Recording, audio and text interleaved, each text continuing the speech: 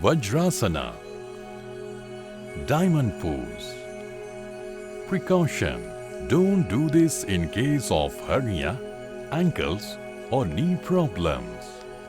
Benefits: it improves digestion. It improves blood circulation in the body. It makes your calf and thigh muscles strong. Steps to do it: sit in Dandasana.